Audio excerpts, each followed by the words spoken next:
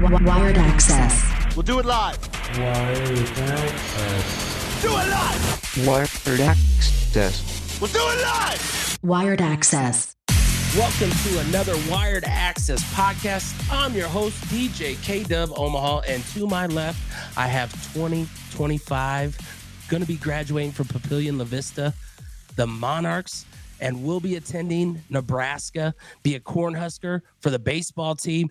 Clint Hoelscher and his dad, who actually coaches the softball team for the Papillion Monarchs as well. Clint Hoelscher, welcome, fellas, to the show. I appreciate you coming out.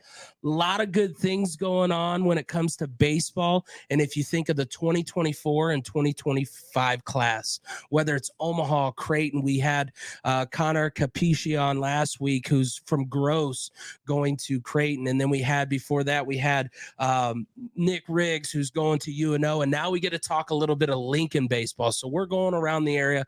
Obviously, your baseball career started, but it also started with multi-sport athlete.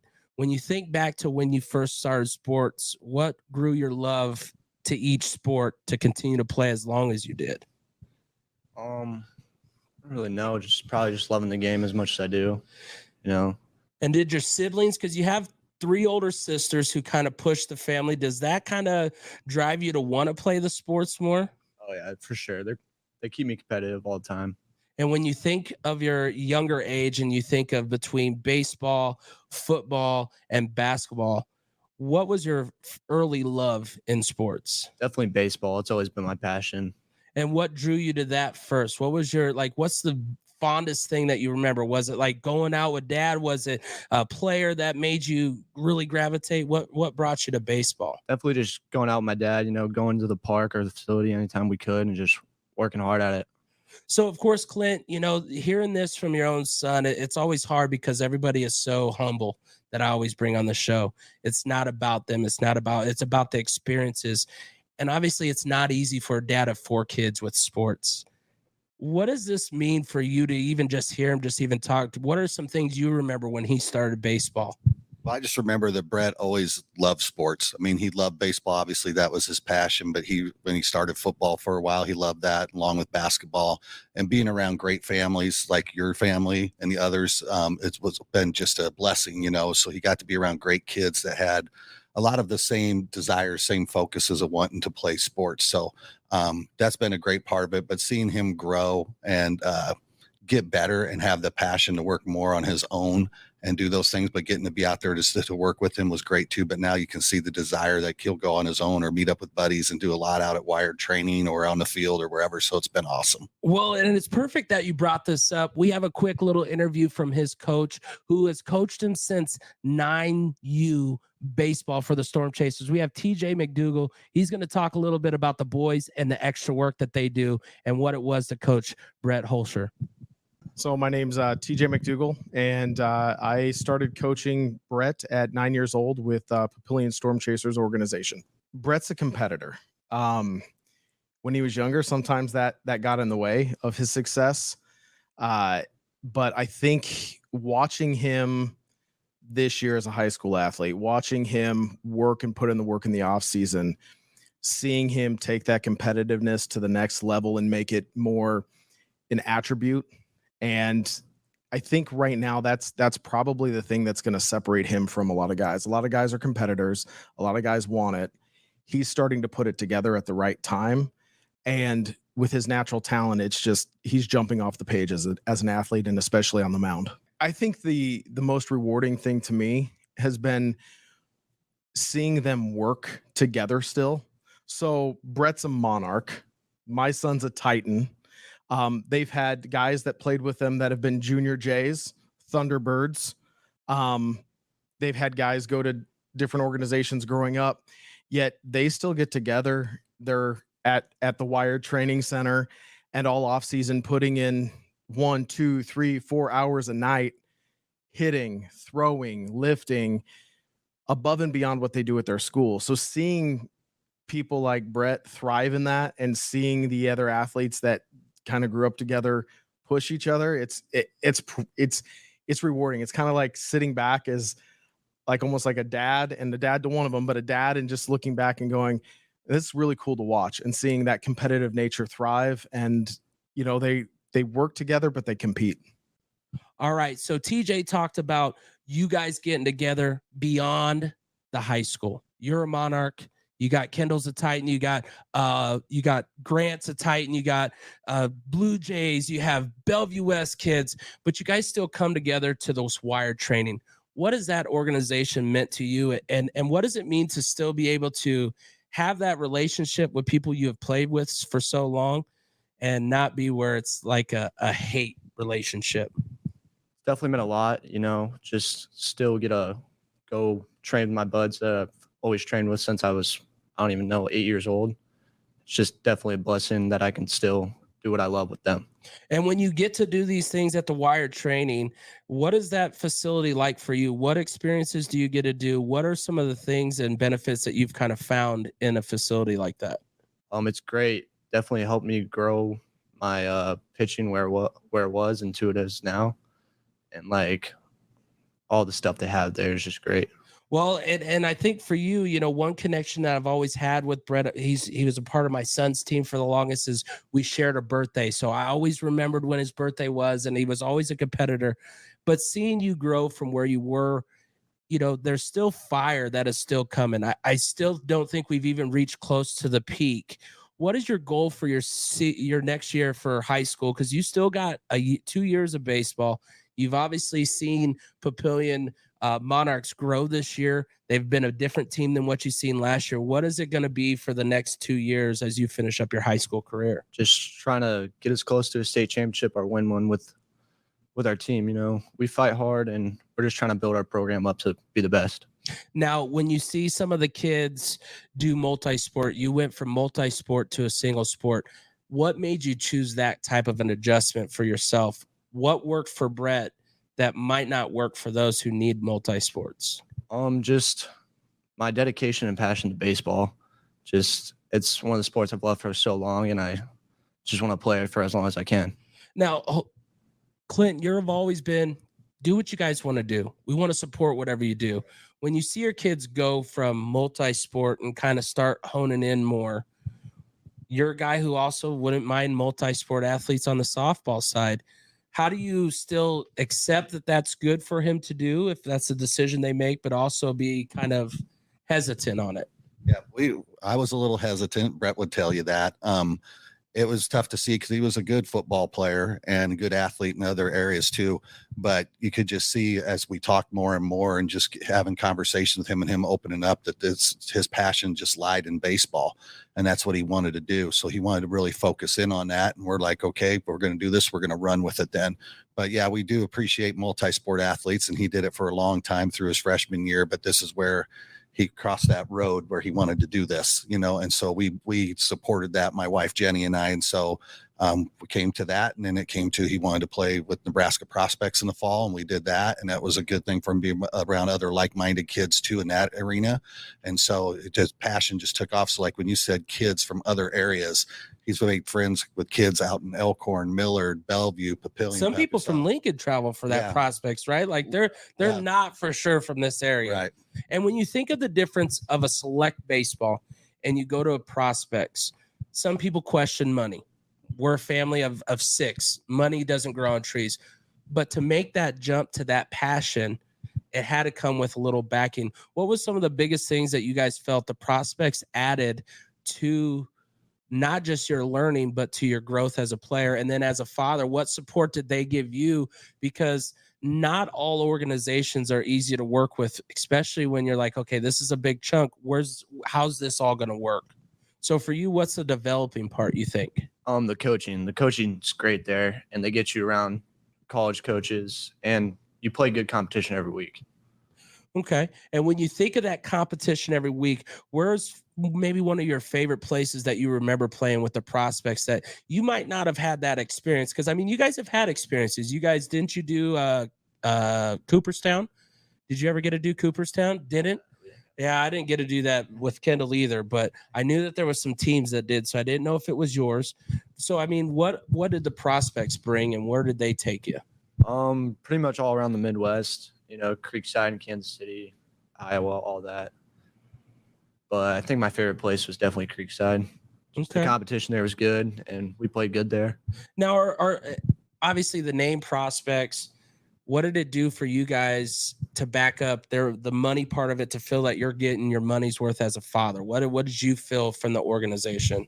Well, one, they had great interest in every kid.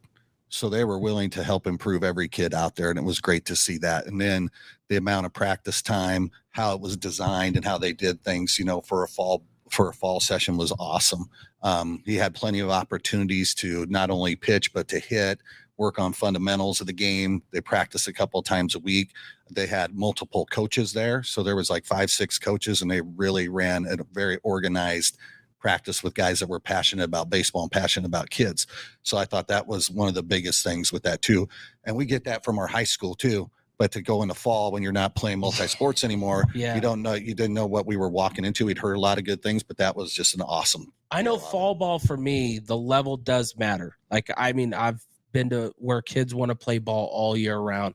What did you feel was the difference maker in this PBR?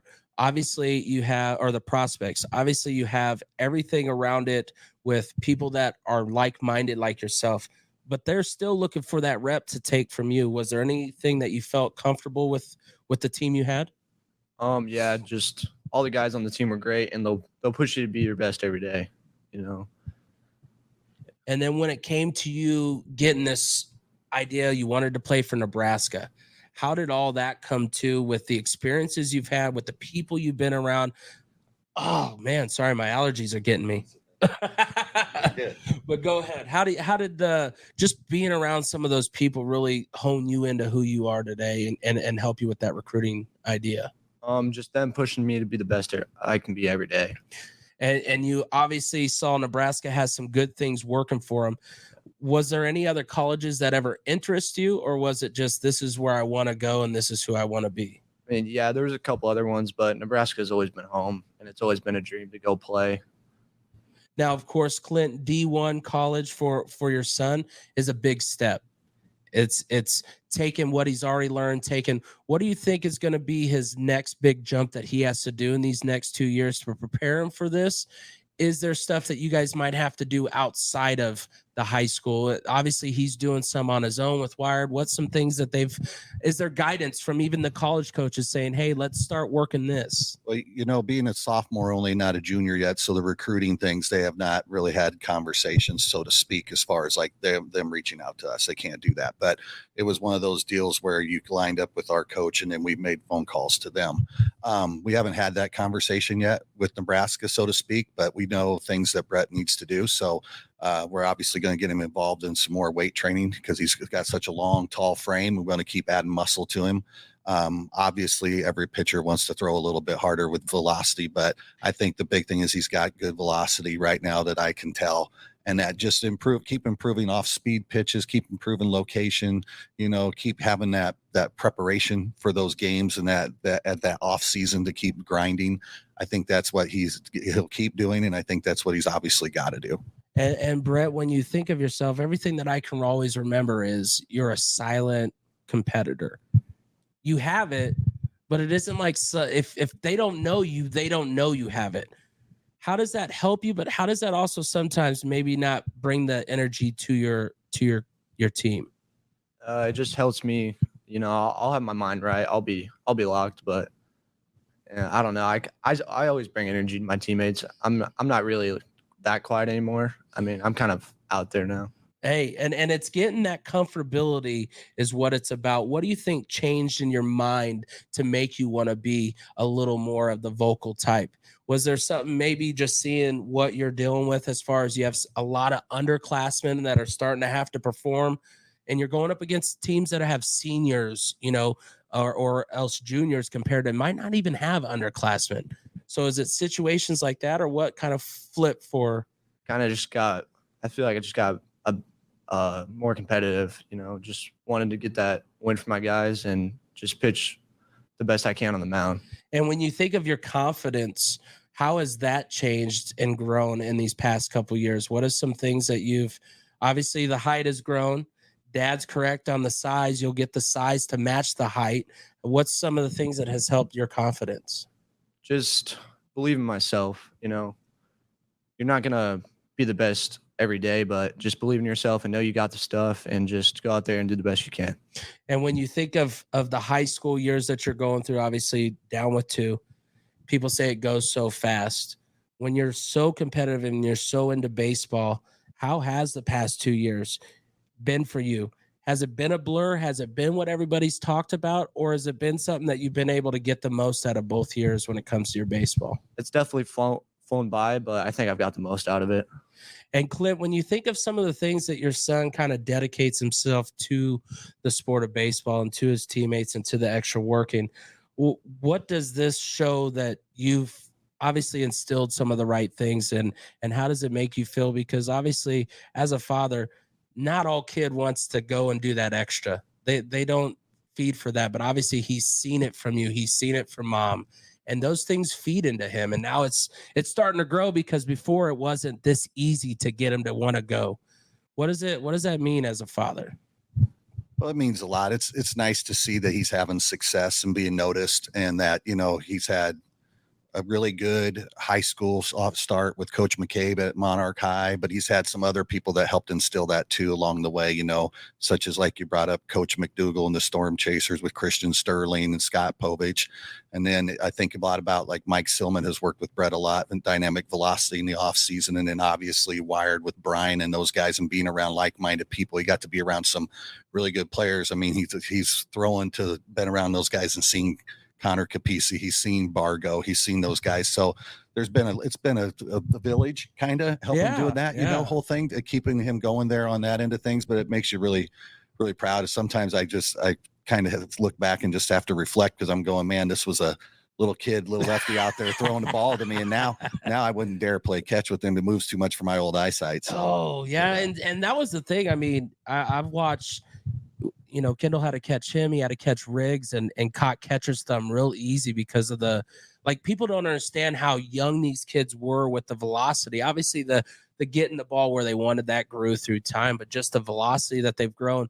What has been your biggest thing that you saw grow this last year in your pitching style? Definitely my velocity and my off speed. I developed them all winter, and they're working good for me now. And when you're thinking of this, you're obviously having a pregame sometimes with kids. You got to be good at all the pitches. What's your favorite and what's your least favorite? I like throwing my fastball and slider a lot, but curveball is probably my least favorite. Is it just because the weird awkwardness of it, or what makes the curveball one that you just don't like? I just can't get it down to fully. I'll throw it good for one pitch, and then next one's 40 feet in front of the plate. Well, I mean, I don't know why, but I think that's something Dad most definitely knows how to find the right ways to work for that. What is the main goal that you see coming in your junior year, that the Monarchs are going to be a team to reckon with? And what's some of the things that you think that hopefully your teammates will gather on and grab on to make you guys a better team next year? Definitely just buying in and just trying to chase the state championship as far as we can. And when you think of the state championship, obviously that's a goal. What's the furthest you guys have been in the longest? Because it's been a while since the Monarchs baseball has had a good run. You've had some good players come up, don't get me wrong, but to make a good run, what do you think? Because obviously everybody wants a championship, but what's the furthest that you think you guys can make it? I think we can definitely win a district championship this year and just keep progressing through the years. Yeah, I think sometimes when you look at the growth, the big goal is awesome. But if you set little goals that you can accomplish and can actually see, it helps feed into what and who your team's going to be. Obviously, you have to make some sacrifices. People don't understand, to be an athlete, to go to the next level, you got to make sacrifices. What do you think is some of the sacrifices that you are regret, or that you're kind of like, man, I wish I did it, but it was for the good of who you are? Man, I don't really regret anything. I sacrificed a lot of time and put a lot of work into baseball. I could be out there with my friends, but instead I'm in the facility working hard and training. And when you're talking about the facility, obviously it's open anytime you swipe that key. How does that feeling as a player to you make you feel a little better to know that, yeah, I could swipe it at any time, but I still have to be there to be that time? It's great because, I can go in at any time. I don't have no excuse. I I can be there anytime I want, any time of day. 5 a.m., 10 p.m., can't sleep. What is the thing from this summer that is going to catapult you to a better spring this next year? We definitely just came together more as a team, just bought in more and started winning a lot more games. And when you look at the players that are coming through, obviously there's a lot of incoming freshmen, new kids.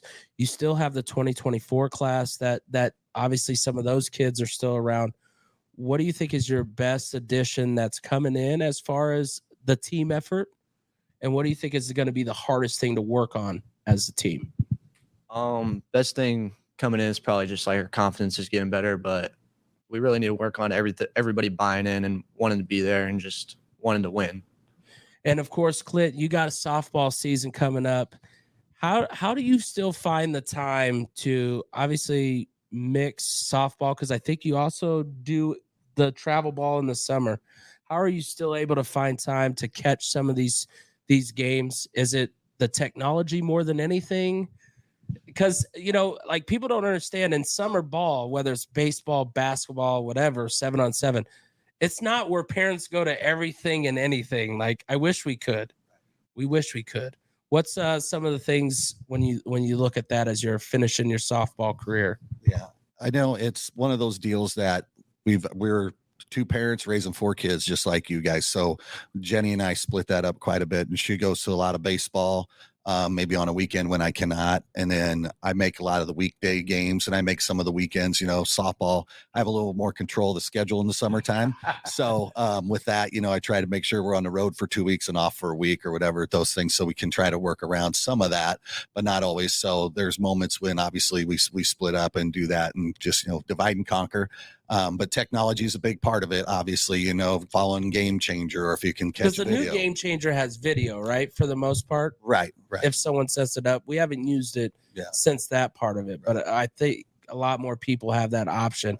Now, of course, you're seeing him grow as a pitcher. You're seeing him grow as a young man, but when it comes to his schooling part, how does that all coincide?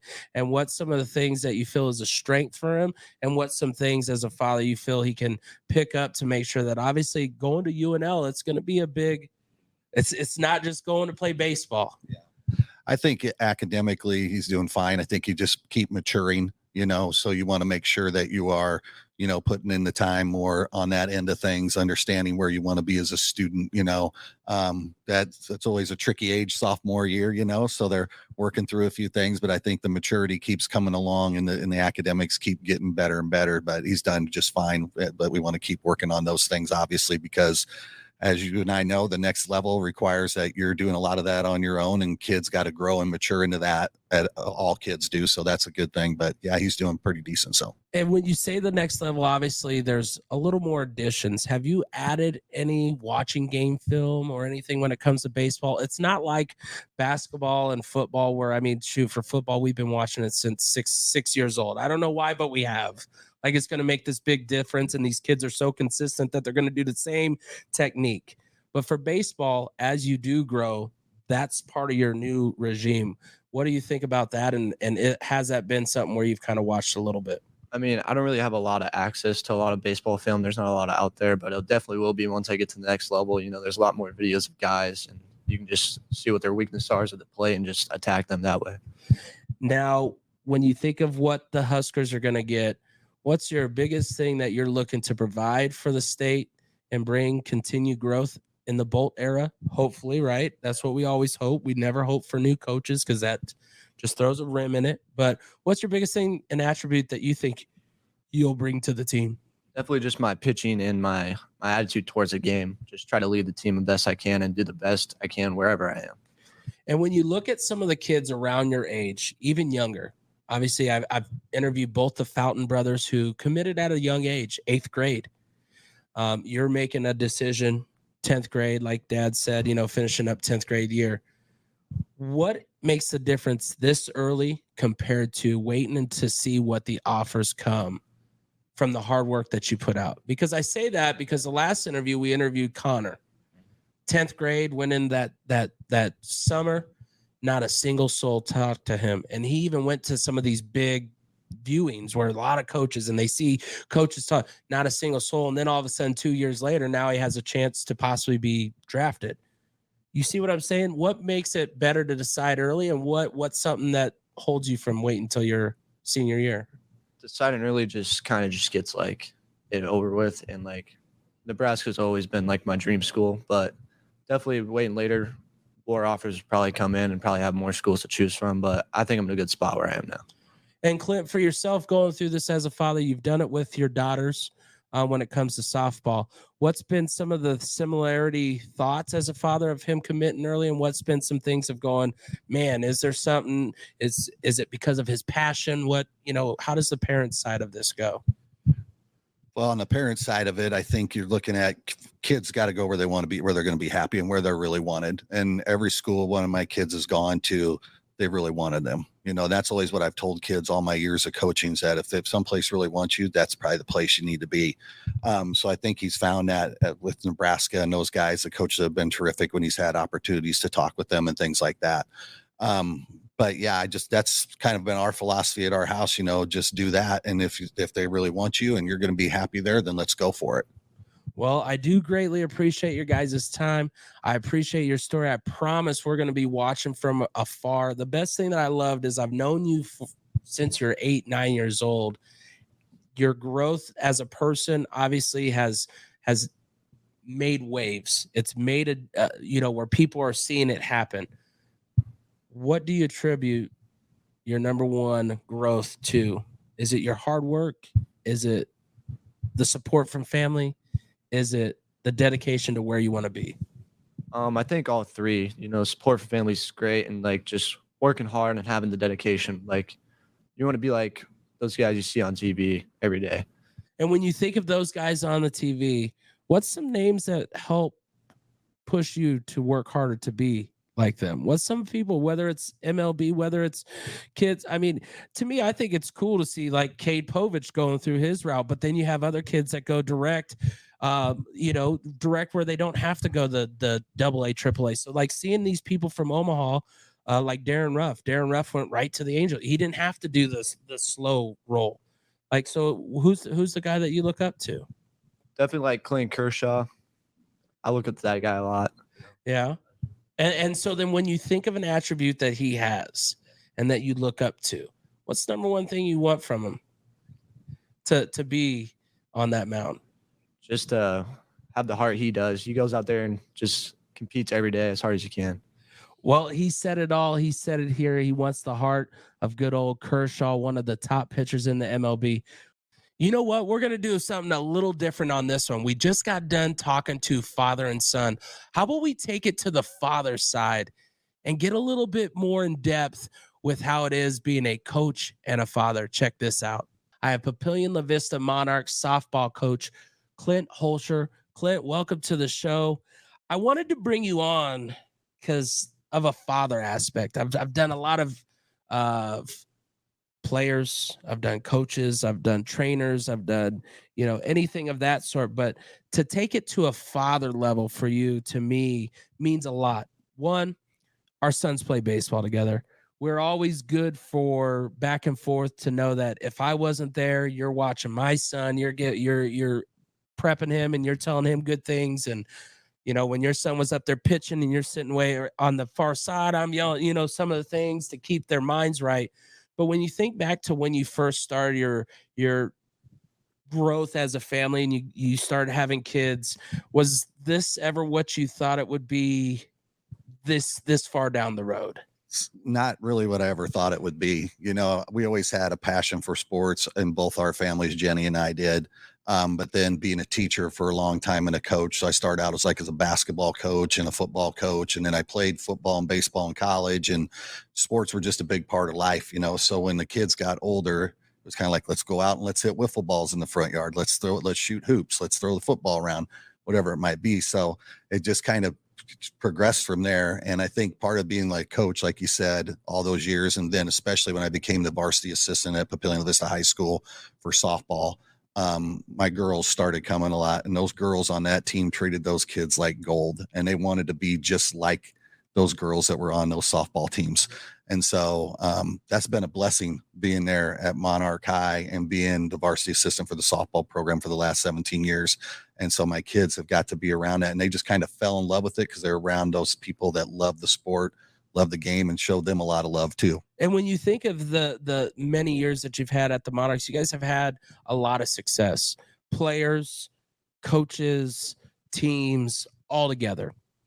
There's so much going on. How were you able to lock into when your kids were there and be father kind of coach? And what was probably the hardest struggle during that time? The hardest struggle is probably you want to get after them a little bit more. The expectations are pretty high. Yeah. You know, and my oldest two, they would tell you that, and my third daughter probably as well. But you learn to, as you like, Coach Peterson's been terrific and the other coaches there, and they're kind of like, hey, it's time to let them do their thing. We got this, you know, those things. So you kind of back off a little bit and learn from that. I've made my mistakes as a dad coach, you know, in that realm, because you see so much more, you want to push them more. But I will tell you, it's been a joy to be around them, watch them grow, watch other coaches coach them, get to be a part of that and help them along the way. It's just been, like I said, a blessing, that being part of Monarch softball and the other programs at our high school. Well, and you said a big thing there of watching others coach your kids, because everybody will go, well, it's coach's kid. Yeah, it is. I coached my son. Don't get me wrong, but I never coached my son. He was a defensive lineman. I'd stick to DBs. Like I'd make sure I was there, but not there. Obviously, you went through with 3 daughters through the high school realms. You got one a senior now. You have your son coming up. How was it to be dad more than it was coach, but also have those moments where you get to do the one-on-ones, whether it's going to throw the ball? What kind of was different between the girls and your son? You know, the girls, 2 of them, I coached their summer team, so I was with them all the time. And then the other one, she played, because there was obviously only one of me there. So, you know, and Jenny, we were splitting duties and doing that. But she played for a lot of other people, and I got to coach her at the high school as well. But, you know, it's been cool seeing other people coach them. It's been great to do the one-on-ones, like, hey, Dad, you want to go hit? You want to go play catch? You want to do those things? That's always been, whenever they want to do it, we drop everything and we go. You know, so that's always been the thing, because it's just like, if they love it and they're interested, and I think being that kids having that interest is a huge thing. Instead of pushing it on them, when they have that interest, we just kind of ran with it, and they all did. So that's been a joy to go off and do that and throw a lot of batting practice, play a lot of catch, and do those things with them, or go shoot baskets or whatever it might be. Well, and you say shoot baskets, the multi-sport athlete part of it. What do you feel that impacted your family? How did that obviously make it tighter to make it to everything, but also know that you knew that they were getting the competitiveness from each sport and finding their own way? What was that like? Well, I think anytime a kid can be in more competitive situations, the more the better. That's going to help them in what maybe they have a little more interest in another area. Maybe they like basketball, but they love baseball, or they love softball, or they love football. I think getting out there, being on the free throw line, game on the line, you got to show up during pressure. I think pressure situations are great for kids. So I think the multi-sport athlete, that's a big thing. Plus, obviously, there's all the science of moving and doing different movements and being more athletic and things like that. But also the great thing about it's been is we've met so many great people. You know, sports are great. The achievements are great. The winning state championships, softball are great, but the people are the greatest thing. That's who you remember the most, right? I mean, everybody says that, like, and in the moment, the kids don't realize it. They're thinking, okay, this trip to here, this trip to there. But then when they finally sit back and talk about it, they're like, yeah, I was with my friends, and we were doing this at the pool, or we were doing this while we're on this trip. Going through some of your memories of the trips, what's some of the fondest things and places that you remember with your kids that you cherish, maybe even a little more than they do? Yeah, you know, obviously getting to be with the girls when we go out to Hastings and playing for state championships or state tournament. We've been so lucky in our program to make it 30 straight years. We're going for 31 this year, and we're trying to win championship 17. So those have been really cool moments going out there, even though, you know, we'd love to maybe be in Omaha or something where there's bigger crowd, but it's always been a good atmosphere, and our kids getting to play and stuff like that. That's been huge. Going to Colorado with the girls and seeing them play against different levels of competition, and just being able to also have that downtime to go go on a hike or go fishing in the mountains or do whatever they want to do, or go to a game, Major League Baseball game, things like that. Recently, I got done in Colorado and ran up to Minnesota with Brett, and he was up there with another baseball dad of a friend of ours, Chris Schneider in Easton. And so we went from there, hung out a couple days up there while he was playing. We took the boys to the Minnesota Twins game and stuff like that. And just memories like that mean a lot more, and just seeing the kids hang out together and getting to hang with the parents and getting to know people, the great people that they are, and getting to see their kids grow too has been some of my fondest memories. Now, of course, being a coach where your goal is to try to make the impression on these kids the most memorable, whether it's your kid, someone else's kid. Not every experience is always that way for your kids. How do you sit back and just be dad in those moments? And how do you go, man, this has got to be different? I'd say, that for every parent, I would say none of us coaches are perfect. I'm sure there's plenty that would like to say stuff to Clint Hoelscher on the things he's done in the past, whether basketball, football, or whatever.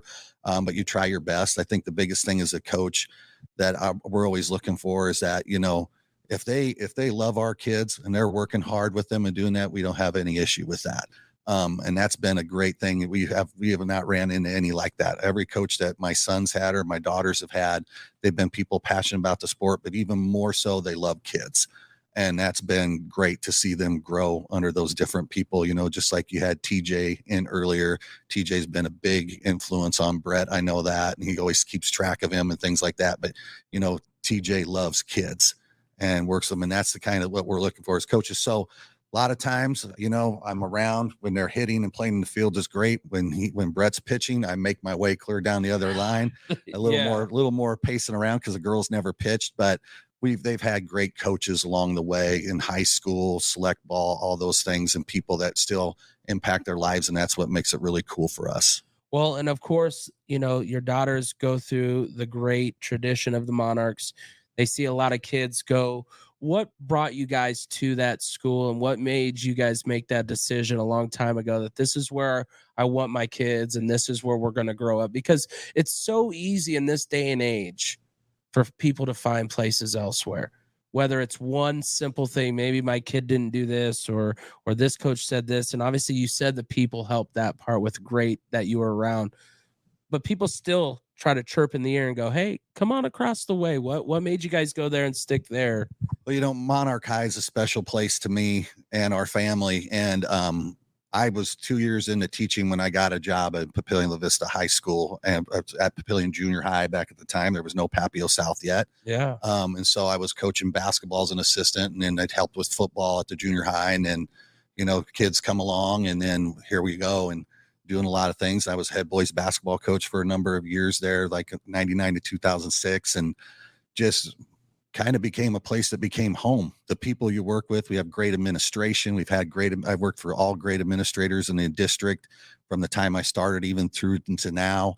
And just the people, there at Monarch High, and then the tradition. And then, like I said, my kids getting to be around other great kids, especially like my daughters. When you can be around Gina Mancuso and Gina Metzler every day, and those are great players, great kids, and they're a good influence on your daughters, and then even your son who's coming along as a little guy at the time, but those people, you get to be around those kind of people, just made it so worthwhile. And then obviously you go down the line and kids have played with some great kids, like, my daughters have played with Courtney Wallace and Jordan Ball and those different people, but they're more importantly, they're great people, not just great beyond players. The game, yeah. Beyond the game. And that was a luxury. We got to talk with Jordy, but also I had a guy who runs a basketball camp and all this stuff. And he runs a basketball place, and he goes, hey, I had her do pitching coach for this girl's birthday. She really wanted her to pitch, and I got a hold of her. He's like, I offered her money. He goes, I went to pay her and she ghosted me. He goes, she did everything, but when I went to pay her, she ghosted me. And when you have like that type of people that your kids are around and see that, yeah, the dollar's great, but it's about that experience that little girl had that was more to Jordy than it was whatever the money was. She didn't even ask for it. She didn't want it. She knew that impact. You see that coming back around. Does that also make your kids the ones that are now out of high school want to come back to the area and give back. How does that feel to you guys, especially as a Monarchs coach, seeing your girls go on to big things, but also not afraid to come back home and give back? Right. Well, like you said, with our softball program, especially, we've seen kids come back and work camp. You know, my daughter Bubba, she's come back and work camp, and Brooke Dumont, Mia Jarecki, and obviously Jordy, and so on. You can start naming down the line, and even Taylor, when she was playing, would come in, and some of those kids. So that's always great to see that. But we see so many kids come back and want to help, want to be a part of this thing, want to come work camp. And so, and Coach P's, he's the master of that. He stays in touch with those kids, and we get to too, but he's really on top of everything that they're doing, and keeps those relationships going. And that's a big part of our program, the relationships. So those kids come back and they give back. And the kids that come up, they know who those kids still are. They still know them and respect them, and they want to learn from them too. And sometimes it's a lot nicer to learn from people closer to your age than a bunch of old guys. The older guys, even though they got there because we helped in the process. Well, they were great players. And great kids. So they made us look pretty darn good a lot of times too. So, but yeah, it's been just a great situation, a great family environment there. And when you think of, you said your connections, all the people that you've met, and you think of the process of recruiting, and it comes to your kids, you're a coach, you're also seeing other kids go through this process. How can you keep a straight line for your kids and also know that I still got these kids that might need the help here? What's kind of some similarities, and what's some things that you might have, man, we could have done a little different? Well, you know, one of the things when you're a coach and you're helping with recruiting is you got to be very upfront and honest with those coaches. Otherwise, they're not coming back for the kids down the road. So we're very upfront and honest about kids' strengths, kids' weaknesses, what they would bring to their team and stuff like that, including my own children. Like, I've had a couple daughters that I've coached in the summer. And obviously you have heads of organizations like Coach Peterson at our place and people like that obviously give their recommendation, their influence on that to the coaches, but also be very upfront and honest with them. I'm not afraid to tell those coaches that, hey, my son or daughter needs to work on this, probably, if they ask me. I'm not going to go out, but if they say, hey, what do you think their strengths are, where their weaknesses are, we're going to be honest with that, and where their work ethic is and things like that. So, and they're doing the same for every kid. You know, I know I spend more time helping other kids than I do my own in that department, you know, because I'm coaching those kids. Well, they want it more though, also than your own kids. Sometimes your own kids, no matter if we have the coach and I'm like, hey, I'm telling you what a coach is looking at right now. You could do anything you want, but he's looking at this, and you still do that. Like, but if you'd say it to a kid who's not your kid, sometimes it gets through easier. How are you going through those challenges? Obviously, you only got one more senior on the softball side, so being a sports parent is tough, isn't it? You know, it's never easy. You sit there and think about that, but it's amazing. Like I said, like, they've had these great influences. So, like I said, in our softball program, we have numerous coaches that are great that can help talk to those kids about those things they need to do, right? Brett, obviously playing for Coach McKay, but the high school has been a great influence there and helping with the recruiting and things like that, obviously, and prospects, people and stuff like that. So sometimes there is moments where I don't even know if my own kids know. I'll go to a coach if they're talking to me and say, hey, they might need to work at this or something. And you do what you want to do with them, but hey, if maybe you could put this bug in their ear, because I've been trying this bug in their ear, you know. It's so hard because you're doing coaching, but you're also, man, I want my kid to succeed, but sometimes they don't get that. Obviously, you and Jenny have went a long way to where you are today. You're almost empty nesting. Yeah. What is life thinking for the Hoelschers? You've been in sports for so long. Does it stop so you can enjoy the kids growing up after high school? What has that even been a talk for you two? Hasn't been a talk, but we're getting closer. I'm getting closer to retirement, obviously, as a teacher. This is going to be year 30. So doing that, but we kind of talked about some things, but I'm sure coaching will be somewhere in there with somebody at some time helping out, maybe teaching again when I do retire and do those things. But coaching and those things are really important to me. They're a passion. Like I said, I love working with kids. I love coaching kids, trying to help them best I can to help them grow.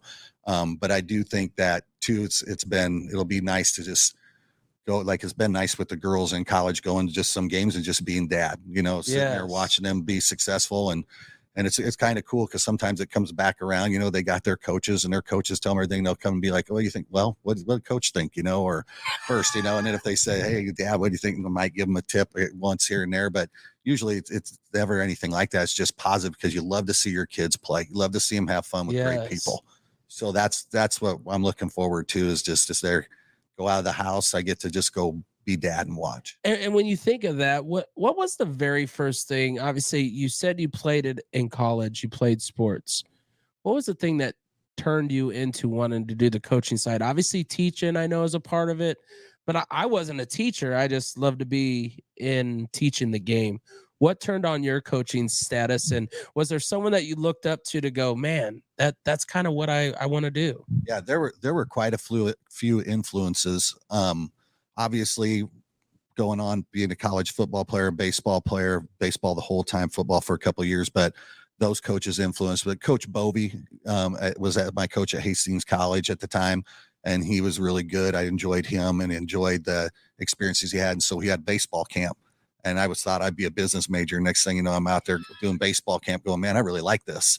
I like being around kids. So the good thing about being at a liberal arts school at that time is you could take many other classes. So I took, I think it was American Education or Education of America, and get in there pretty soon going, man, I really like that. Because a lot of people I looked up to were like my old high school football and basketball coaches and stuff like that. And then seeing other great people in education like Dr. Bob Bork, was our AD at Hastings College at the time. And he just seeing how he worked with kids and education and all those people that helped influence it along the way there. But those were the folks that kind of influenced me. And then, like I said, the baseball camp was kind of my first thing, kind of caught my attention. And at the time, Coach Trader was the basketball coach at Hastings College, had a legendary career there too. And he'd be like, see me in the summer, he's like, hey, come work my basketball camp. So I come work basketball camp at nights and stuff like that and be around those guys. So you just see that passion for coaching and people and kids. And it's like, I really want to do that.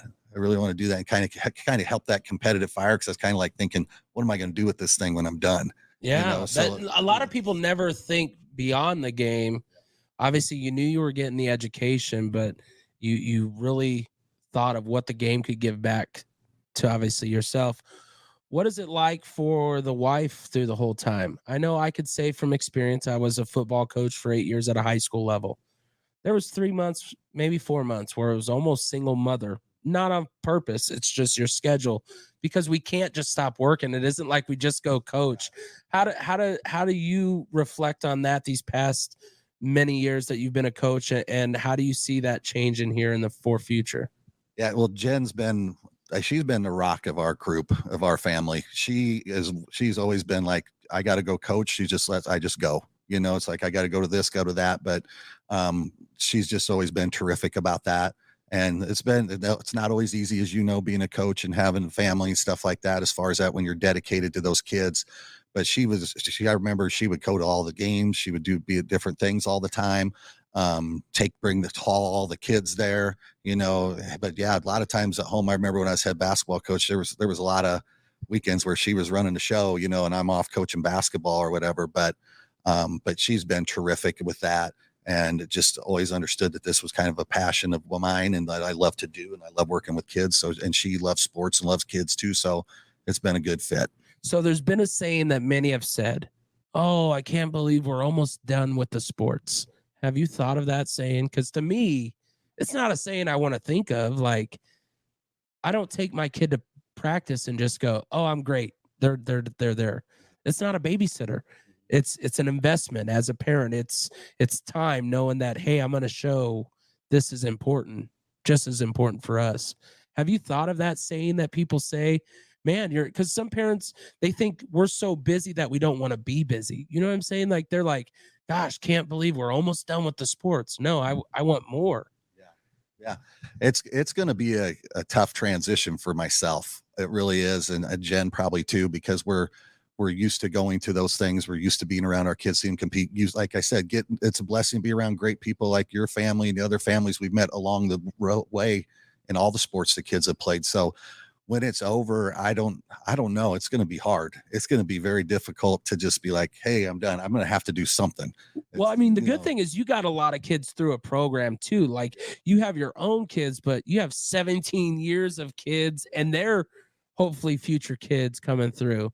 Have you had any of those so far in your experience to where might have kids and you're like, man, these could be future Monarchs, or these could be?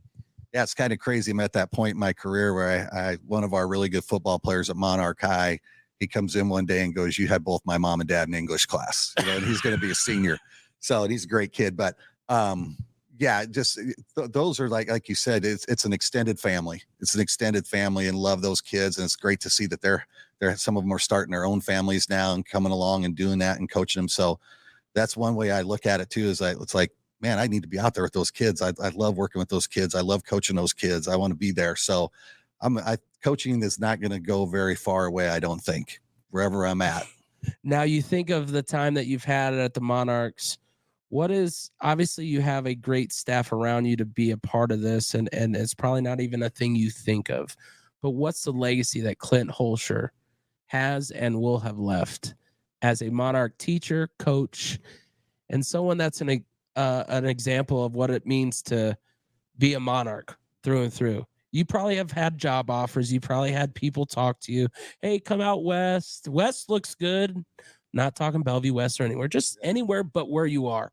Those things have to fly. But when they see your dedication and what you're leaving there, I don't know if it's that easy to come talk to you about it. Yeah. Well, there hasn't been many of those conversations, some here and there, maybe just tongue in cheek, but I just think the legacy I want to leave is I hope those kids know that I gave them my all, that I loved working with them, love seeing them grow as people. That's the legacy I hope I leave. And being, like I said, a varsity assistant to with a couple other varsity assistants, and then our head coach, Todd Peterson, I hope people look back and go, Clint was dedicated. He loved kids. He worked hard.